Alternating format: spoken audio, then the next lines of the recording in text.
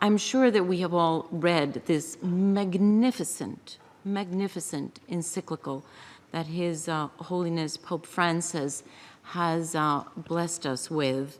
And I would say it is an encyclical, the very first of His Holiness, that is the most eloquent expression that I have ever read of the moral imperative behind acting on climate change. Pope Francis invites us to listen to this groaning of the earth, as if to remind us of what the prophet Isaiah had said, that the earth languishes because of the sins of humanity who dwell on it. And so Pope Francis would have us then, would urge each one of us, individuals, families, local communities, nations, and even international community, to an ecological conversion. Hi, I'm Kevin Clarke, Senior Editor and Chief Correspondent for America Magazine. We're here tonight at the United Nations. We just heard Cardinal Turkson speak in defense of what was described here tonight as the Green Encyclical, Pope Francis's Laudato Si, which was released on June 18th, has already created quite a stir, already getting a pushback. As several commentators noted here tonight, the pushback that the encyclical has been receiving is purely evidence of its effectiveness and its importance.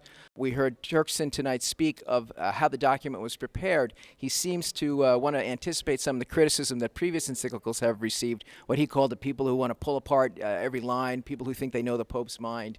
Well, he pointed out that the process was well documented. The final drafts were all worked on by Pope Francis himself and signed off on by Pope Francis himself.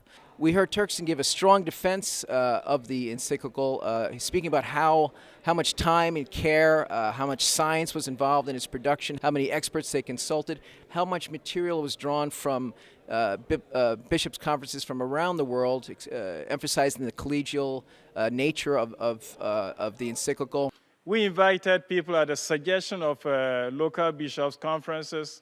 We invited somebody from the United States, from the Catholic University of Washington, somebody from southern Italy in the area who was an expert in environmental science.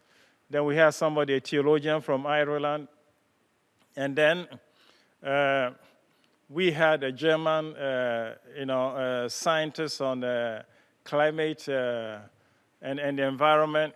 So we put together this team and then, set to work. Cardinal Turkson talked about how this encyclical, meant to address the problem of natural ecology, was inseparable from the related problem of dealing with human ecology.